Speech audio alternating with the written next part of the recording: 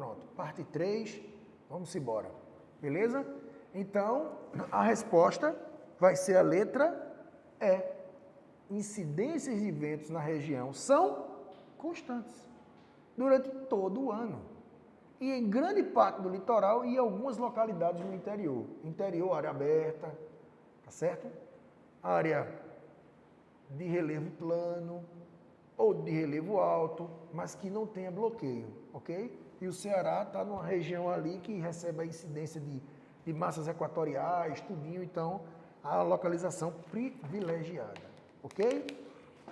Pergunta 17, geomorfologia, falando sobre tsunami, né, sobre atividades tectônicas, vulcanismo, aquele assunto que a gente já martelou muito ao longo da vida de vocês, principalmente no primeiro ano, tá? Em dezembro de 2004, um terremoto de magnitude 9.1, 9.3, lembrando que a escala Richter vai até 9, 9.1, 9.2, 9, né? Ao largo da costa oeste de Sumatra, na Indonésia. Causou um tsunami no Oceano Índico. Lembra esse tsunami? Aquele que fez filme e tudo, né? Deixando, olha, tá ouvindo aí, né? 230 mil mortos e cerca de 1,7 milhão de desalojados em 14 países. Que força da natureza da moléstia. Aí você tem os países onde houve mortes, né? Então, só para você ter uma noção, né? Da região. Muito bem. Aí você tem aí a legenda falando de tsunami, tudinho, e ele quer que você diga. No infográfico, o grande sinal positivo que a gente tem aqui no gráfico, esse sinal de mais aqui, ó, o grande, representa uma zona de subducção. Nós estudamos o que é uma zona de subducção. Esse SUB aí, sub, eu disse para vocês memorizar assim, o sub é de submarino, é de subterrâneo, é de subsolo, é quando as placas se encontram e uma mergulha sobre a outra. Isso é subducção. Agora, para que uma placa mergulhe sobre a outra, você precisa que elas se encontrem primeiro. Então, esses grandes fenômenos têm a ver com placas tectônicas, tectonismo convergente. Encontro de placas convergente. Porque se passar um de lado da outra, é transformante. Não vai gerar esse tipo de situação. Se afastar, piorou. Lembrando que todas elas vão gerar instabilidade, liberação de energia e magnitude. Mas as de encontro, seja se encontrando ou seja gerando subducção, é o que vai causar esse estrago. Então a resposta é letra D, convergência. Convergente. 18, outro tema muito legal. Crise humanitária e imigrantes. Imigrantes. E eu preciso explicar um negócio para vocês. Eu não sei se vocês sabem. Existe uma diferença de imigrante ilegal para refugiado. Existe uma diferença. A pergunta é sobre imigração ilegal. O que é uma imigração ilegal? É uma pessoa que, por sua livre e espontânea vontade, decide sair do seu país e entrar em outro a qualquer custo. É o que vem sido muito combatido, principalmente nos Estados Unidos. Recentemente, você viu uma brasileira que morreu no deserto, na travessia clandestina, com coiotes, e ela morreu. Esse ano, 2021, uma galera paga ali, Nicarágua, Panamá, tem uns contatos, chega do México, para atravessar e entrar nos Estados Unidos sem autorização. Isso é imigração ilegal. Isso tem que ser combatido. Tem que ser combatido. O fato de eu tentar uma vida melhor não justifica que eu vou entrar de qualquer jeito. Refugiado é diferente. É uma pessoa que está fugindo para não morrer de uma guerra. Essas pessoas, elas precisam ser recebidas, independente de política. Independente de política migratória. São refugiados de guerra. Não estamos falando aí de gente que quer ir. Gente que é forçada aí, é diferente. Aqui são pessoas que querem ir, tá bom? Aí tem aí, ó.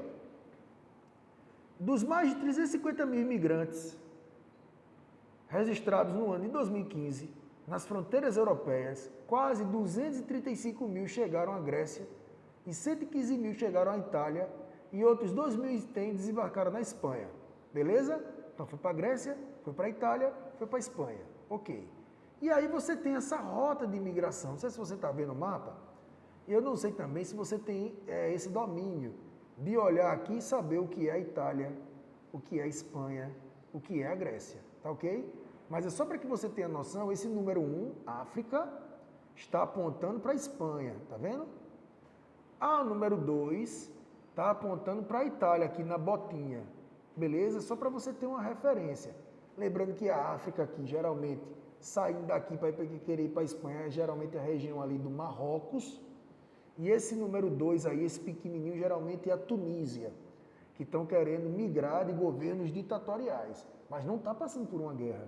Está passando por uma opressão. Eu não quero aceitar isso, quero ir embora. Tá ok? Então, essa rota imigratória, a grande maioria, para chegar à Espanha, para chegar, eu vou pelo mar Mediterrâneo, é aquela famosa travessia perigosa, embarcações superlotadas, virando, menino boiando, todo mundo morrendo. Está virando um cemitério o mar Mediterrâneo, porque o povo está tentando uma vida melhor. Ok? Aí tem aí, ó, algumas informações complementares, e aí vem a pergunta. A pergunta diz o seguinte: sobre as principais rotas de imigração, sobre as principais rotas de imigrantes, de acordo com o infográfico anterior, é correto afirmar o quê? E o gabarito da letra B de bola.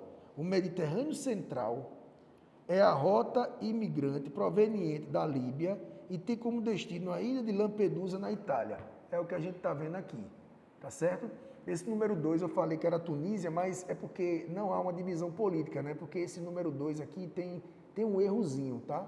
Esse mapa aqui tem um errozinho, porque essa seta aqui está exatamente na Tunísia, mas a grande maioria dos imigrantes que vão para a Itália vem da Líbia, tá certo? Líbia, governo ditador de Muammar Gaddafi, que morreu, né? Então a seta está no lugar errado, não era para ser aí número 2, era para ser no outro país, porque a Líbia é muito grande com relação à Tunísia, ok?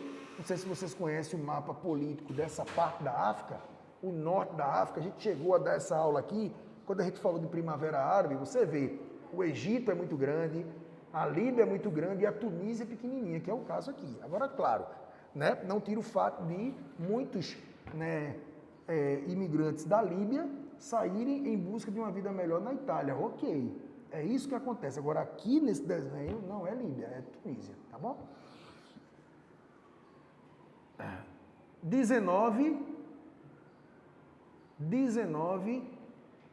fala sobre uma situação que eu acho assim... Ixi, vai tocar.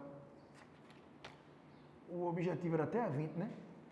O 19 fala sobre a desigualdade de gênero.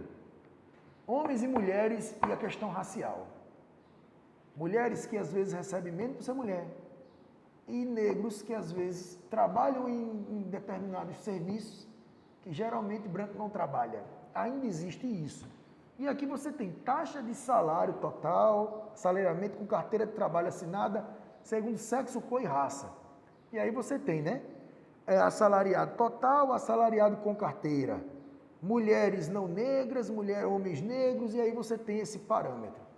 Tomando por base a informação étnica da sociedade, né?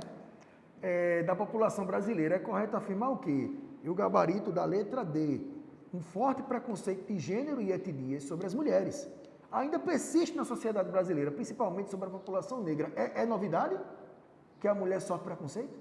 É novidade que a pessoa negra sofre preconceito? Isso não é novidade para ninguém. Ainda persiste em um mundo que tem leis que promovem a igualdade, a equidade, que visa combater o preconceito, instituições e ONGs que alimentam a diversidade, né? Pessoas que conseguiram, por exemplo, o casamento civil gay, as pessoas que conseguiram e conquistaram o direito de adoção, pessoas que estão aí vivenciando um mundo tão extremado, criando legislações que, goste ou não, precisa ser respeitada, porque é um ser humano, independente da opção, precisa ser respeitado enquanto ser humano. Você pode não aceitar a sua opção sexual, mas precisa respeitar. E aí você ainda tem uma sociedade que é machista, porque as mulheres sofrem preconceito, e também uma sociedade, além de ser machista, racista, porque a gente tem sim preconceito, tá bom? E o 20, você tem aí mais uma pergunta sobre refugiados, mais uma, agora refugiados sírios que vieram para a América.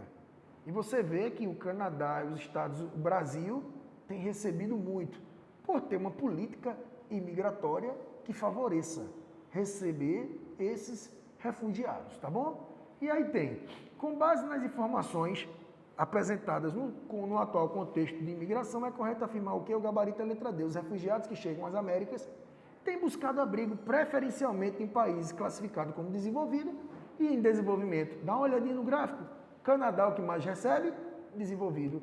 O segundo que mais recebe, o Brasil, em desenvolvimento. E depois tem os Estados Unidos, que era para receber mais, mas não recebe por conta da sua política migratória, por conta de ataque terrorista, essas coisas. Beleza?